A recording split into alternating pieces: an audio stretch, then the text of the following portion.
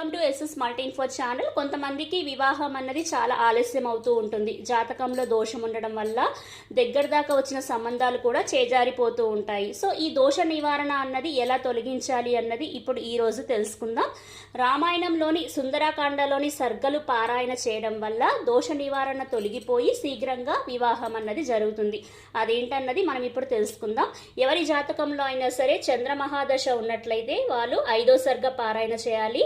కుజుడిలో గురువు అయితే 57వ సర్గ, కుజుడిలో శుక్రుడు అంటే కుజ మహాదశలో శుక్ర అంతర్దశ ఉన్నట్లయితే 53వ సర్గ, రాహువులో శని అయితే 47వ సర్గ, గురు మహాదశ అయితే 1వ సర్గ, శనిలో శని అయితే 48వ సర్గ, గురువులో కేతువు అయితే 61, 62 సర్గలు, శనిలో బుధుడు అంటే శని మహాదశలో బుధ అంతర్దశ జరుగుతున్నట్లయితే 54వ సర్గ, శనిలో శుక్రుడు అయితే 38వ సర్గ, బుధ మహాదశ అయితే 35వ సర్గ, బుధుడిలో కేతువు అయితే 15వ సర్గ, బుధుడిలో కుజుడు అయితే 23వ సర్గ, కేతువులో శుక్రుడు అంటే కేతు మహాదశలో శుక్ర అంతర్దశ జరుగుతున్నట్లయితే 65వ సర్గ, శుక్ర మహాదశ అయితే 38వ సర్గ, శని దోషం ఉన్నట్లయితే 48వ సర్గ. అలాగే ఎవరి జాతకంలో అయినా సరే శని దోషం ఉన్నట్లయితే శనికి తైలాభిషేకం అన్నది చేయించాలి. ఇలా దోష నివారణ చేసినట్లయితే ఈ ఆలస్య వివాహం అన్నీ కూడా తొలగిపోయి వారికి శీఘ్రంగా వివాహం జరిగే ఛాన్సులు అనేవి ఉంటాయన్నమాట. అలాగే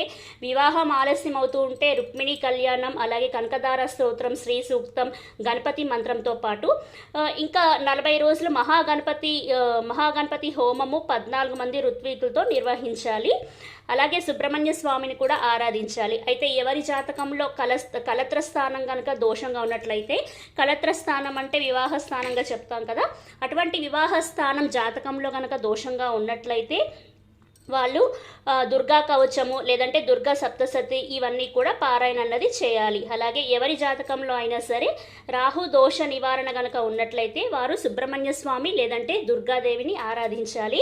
ఎవరి జాతకంలో అయినా సరే శనిగ్రహ దోష నివారణ ఉన్నట్లయితే ఇందాక చెప్పుకున్నట్లు హనుమాన్ చాలీసా ప్రతిరోజు పారాయణ అన్నది చేయాలి. అలాగే నమ్మకం చమకంతో రుద్రాభిషేకం 11 రోజుల పాటు చేయాల్సి ఉంటుందన్నమాట. ఇలా దోష నివారణ కనుక చేసినట్లయితే ఈ ఆలస్య వివాహం అన్నీ కూడా దోష నివారణ తొలగిపోయి వారికి శీఘ్రంగా వివాహం అన్నది జరుగుతుంది.